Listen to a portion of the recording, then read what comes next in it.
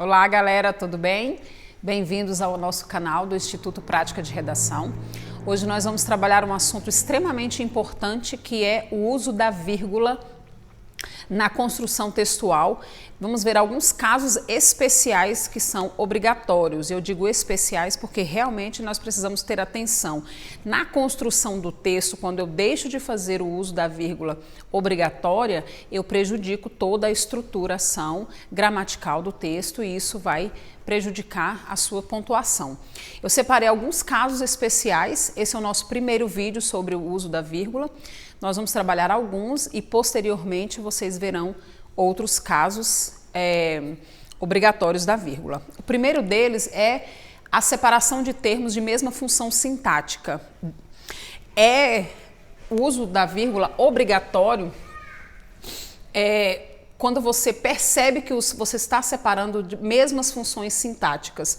Ou seja, desde que, vou colocar bem destacado, desde que não apareça as expressões e ou a expressão ou. Se eu não estiver focando, construindo uma construção sintática e que essa construção não apareça e ou, o uso da vírgula é obrigatório. Se eu disser assim, um exemplo, eu, meus irmãos e meus primos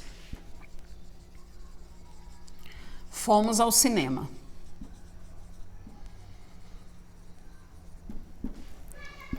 O uso da vírgula aqui é obrigatório porque eu estou caracterizando termos de mesma função sintática.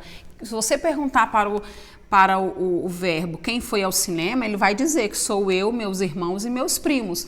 Então, esta mesma característica de função sintática traz obrigatoriamente o uso da vírgula. Então, ela precisa ser empregada de forma obrigatória, o que não ocorreu aqui no uso desta expressão, desta conjunção. Então, quando a separação de termos de mesma função sintática aparece no texto, o uso da vírgula é obrigatório.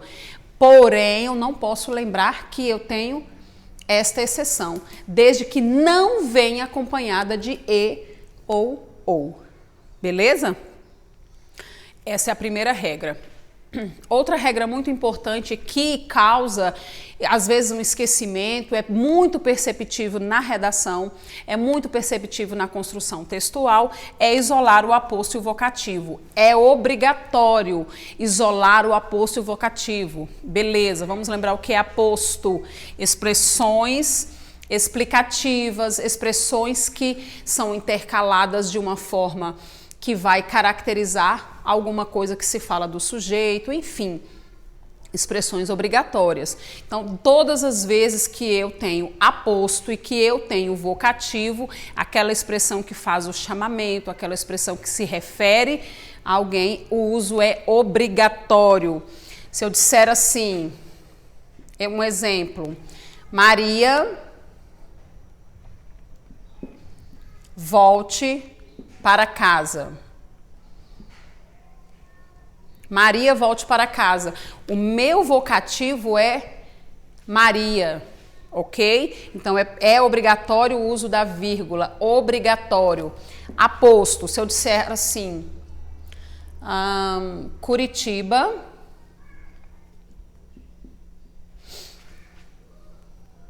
capital do Paraná,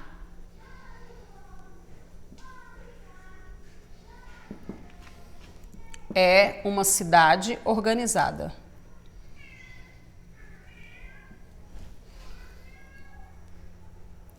Esta expressão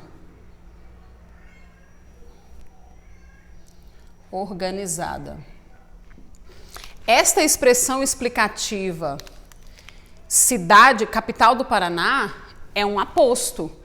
É um aposto que se refere a quem? A Curitiba. Então, eu estou trazendo uma expressão que precisa vir entre vírgulas obrigatoriamente, ok?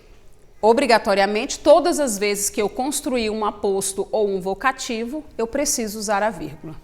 Beleza? Isolar o adjunto adverbial de longa extensão. Caso obrigatório e que demanda bastante atenção. Por quê? O uso comum na construção do texto são os adjuntos adverbiais. Então, eu preciso isolá-los por meio da vírgula. Até quando ele vem deslocado. Quando eu quero deslocar o adjunto adverbial, eu também preciso usar a vírgula. Quando é que o adjunto adverbial é considerado de longa extensão? Quando ele tem mais 3 ou mais elementos.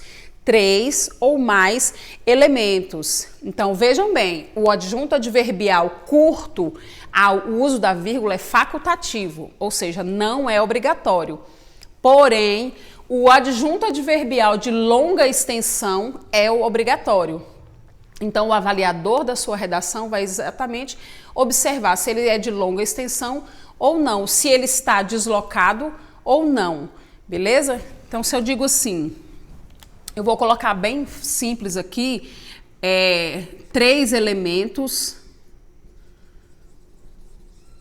ou mais, ele é considerado de longa extensão, ok? Se eu colocar assim um exemplo, no dia seguinte,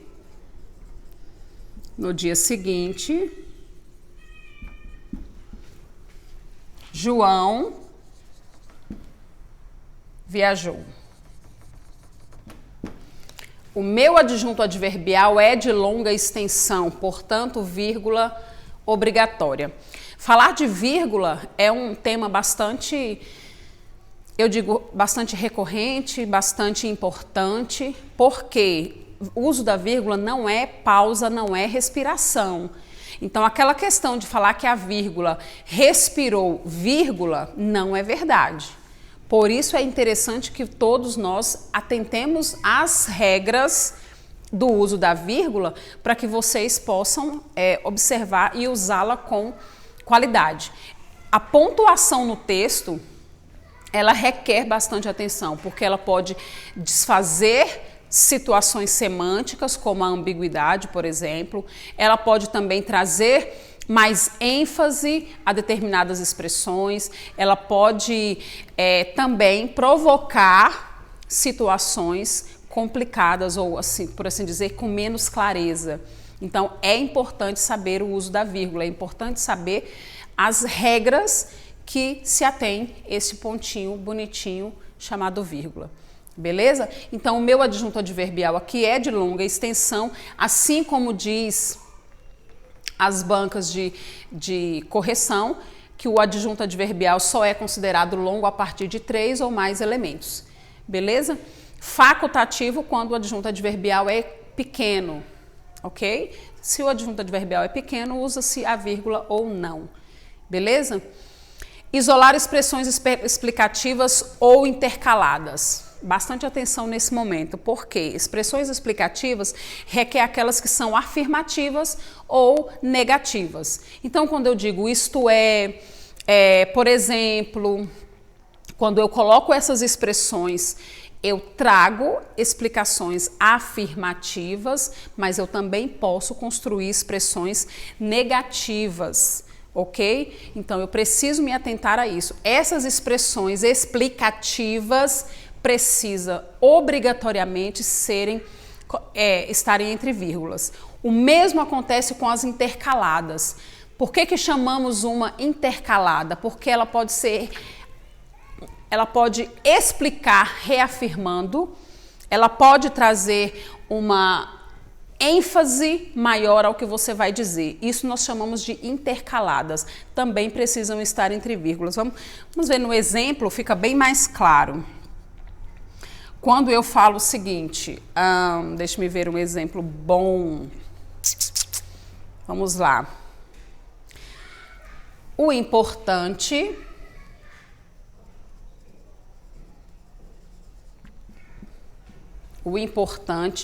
dizia ele, é ser feliz. Esta expressão dizia ele está trazendo uma expressão intercalada, ela está trazendo mais ênfase ao que é importante, ela está levando o leitor a observar com mais eficácia, com mais ênfase, com mais atenção ao que está sendo dito. Obrigatoriamente precisa estar entre vírgulas, obrigatoriamente. Isso numa construção de texto curto ou numa construção de texto pequeno, não importa. A regra da vírgula ela é muito clara. A gramática é clara, regra é regra, ok? E os seus examinadores, ou qualquer banca, ela vai observar aquilo que é obrigatório ditado pela GT, que é a gramática tradicional. Outro exemplo que possamos trazer, expressões explicativas. Eu falo assim, por exemplo,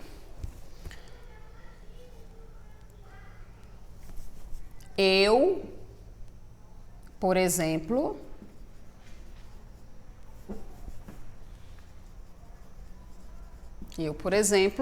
gosto de rock.